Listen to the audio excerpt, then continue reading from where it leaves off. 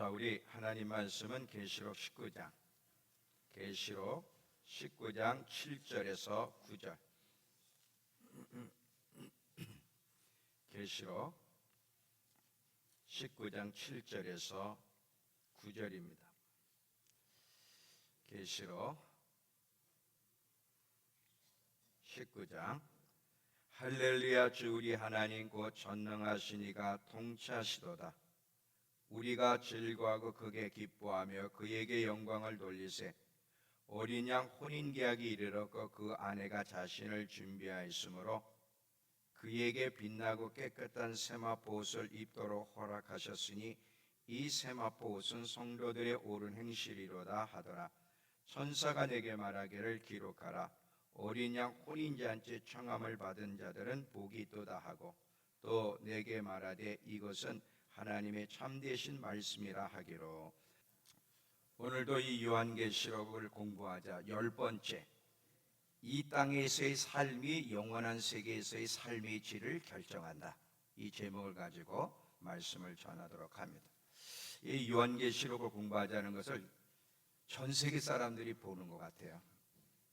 인도네시아에서도 지금 많은 사람들이 보고 있고 인도네시아 말로 좀 해줬으면 좋겠다. 그래서 이번에 제 설교를 인도네시아 사람이 통역한 것은 이제 아마 유튜브에 올릴 거예요. 인도네시아 사람도 영어로도 자막이 나가고 인도네시아 말로도 이제 자막이 나가는 그런 시스템을 우리 교회가 좀 얼렁 준비하면 좋겠다. 그런 생각이 들고요.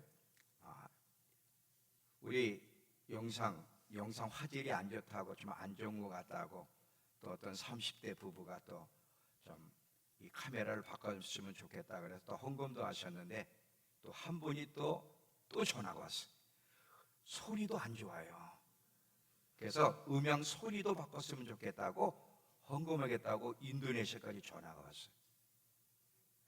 그래서 너무 그분들에게 감사하고, 그래서 전 세계 사람들이 대한민국뿐만 아니라 지금 이 계시록이나 이 설교 내용들이 많은 사람들에게 영향을 끼치고 있어서 굉장히 많은 분들이 도전을 받고 마지막을 준비하려는 마음을 보면서 너무 기뻤고요. 여러분 계속해서 기도해 주세요. 많은 분들이 이제 일로 이사 올 거예요. 어저께도 또 전화가 왔어요. 이사 와도 되냐고. 어떤 사람은 1년 동안, 또 어떤 사람은 2년만 있다가 가겠다고, 어떤 사람은 아주 이사 오겠다고 하는 분들도 있고, 이제 증평이 세계가 증평으로 이제 시작되는 거예요. 마지막을 준비하는 센터가 여기 세워질 텐데 그 일을 위해서 여러분 구체적으로 기도해 주시면 좋겠습니다. 자, 이 땅에서의 삶이 영원한 세계에서의 삶을 결정한다. 이 내용을 여러분들 잘 기억하면서 말씀을 들으면 좋겠습니다. 우리 모든 그리스도인들이 천국이 있다는 사실, 지옥이 있다는 사실은 누구나 다 알아요. 그리고 잘 믿으면, 그리고 하나님 앞에 충성하면 하나님이 상도 주시고 영광도 주신다는 지식은 가지고 있어요. 문제는 그렇게 되기까지 정말 수고와 대가를 치르며 사는 사람들은 많지 않다는 거예요. 어떻게 살아야만 이 영광이 주어지는지, 그냥 무조건 예수를 믿고 교회만 다니면 이 영광이 주어지느냐? 그렇지 않다는 거지. 예수 믿고도 지옥 갈 수 있다는 사실을 제가 계속해서 이야기하고 있어요.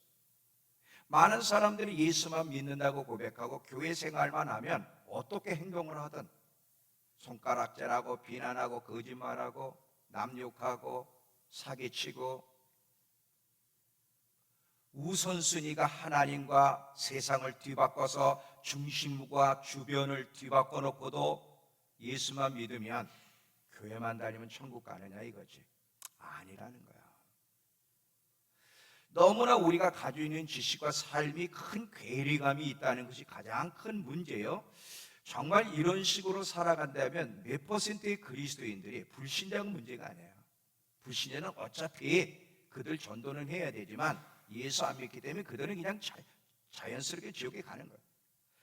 천국이 있다고 믿고 그리고 열심히 주님을 섬기면 주님이 상과 영광을 준다고 믿으면서도 불구하고 어떻게 믿는 것이 올바르게 믿는 것이 몰라서 지옥 가는 사람이 많다는 거죠. 이것이 마음을 아프게 하는 거예요. 천국에도 여러분, 천국에도 삶이고 삶의 질이 있다는 걸 기억하셔야 돼요. 다시 얘기하면 천국도 계급적인 구조가 있는데, 자, 우리 천국의 삶이 너무 막연한데 오늘은 좀 구체적인 얘기를 조금 하면서 여러분들이 이 부분을 좀 묵상하도록 만들 겁니다. 자, 이 천국도 구체적인 삶이 있다. 그리고 이 질이 달라요. 겨우 부끄러운 구원받는 사람서부터 왕의 권세를 받는 사람, 왕도 10고를 받는 사람, 5고를 받는 사람, 삶의 질이 달라요. 다시 말하면 계급적인 구조가 천국에도 있다는 거예요. 이걸 이해하셔야 돼요. 그리고 이 계급적인 구조는 한번 결정이 되면 영원하다. 여기서는 기회라는 게 있어요. 여기서는 삶의 질이 낮아도 삶의 질이 높아질 수 있는 가능성이 있지만, 이제 모든 그리스도인들의 삶, 심판탑에서 우리가 이 땅에 산 모든 삶을 이제 심판받고 그 심판 결과에 따라서 어떻게 영혼을 보낼 것인가 결정되면 그것은 영원하다. 취소도 변경도 없다. 이걸 우리가 알아야 돼요. 이런 천국에서의 삶에 대해서 진지하게 생각하고 준비하는 그리스도인들이 얼마나 될까? 만약에 내가 이런 식으로 살아간다면, 내가 이런 식으로 신앙생활 한다면 새하늘 새 땅에서 나는 어떤 삶을 살아가게 될까? 과연 영광 가운데 주님과 함께 살아갈까? 겨우 부끄러움이나 받으며 질이 낮은 그런 신앙의, 그런 천국의 모습 속에 살아갈지 진지하게 생각해보는 그리스도인들이 얼마나 될까? 여러분, 진지하게 생각하셔야 돼요. 왜? 곧 주님 앞에 쓸 것이기 때문에 그렇습니다. 이 솔로몬이라고 하는 한 사람을 보면 여러분, 이 전도서가 솔로몬이 쓴 건데, 이 전도서의 주제가 뭐냐면 헛되고 헛되다는 거예요. 자, 솔로몬이 자기의 인생을 평가하기를 자신은 헛된 인생을 살았다고 고백하는데, 어디에서의 삶이 헛되었다는 거예요? 이 땅에서요. 그럼 우린 궁금해요. 솔로몬만큼 이 땅에서 성공한 사람이 어디 있어요? 인간적인 관점에서 최고로 성공한 사람 중에 한 사람을 뽑으라면 분명히 솔로몬인데, 근데 솔로몬이 자기 인생은 실패한 인생이라고 분명히 고백을 했어요. 그러면 솔로몬은 무엇을 생각하며 이런 이야기를 했습니까? 영혼을 준비하는 일에 실패했다는 사실을 그가 깨달았기 때문에 이런 고백을 하는 거예요. 전도서를 가보시기 바랍니다. 전도서 12장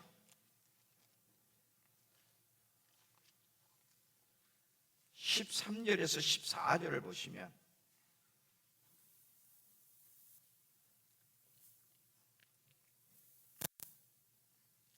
전도서 12장 13절에서 14절 960페이지의 구약. 이 일의 결국을 다 들었으니 하나님을 경외하고 그 명령들을 지킬지어다. 이것이 모든 사람의 본분이니라. 하나님은 모든 행위와 모든 은밀한 일을 선악간에 심판하리라. 자, 솔로몬이 어느 경점에서 이 진리를 깨달았어요.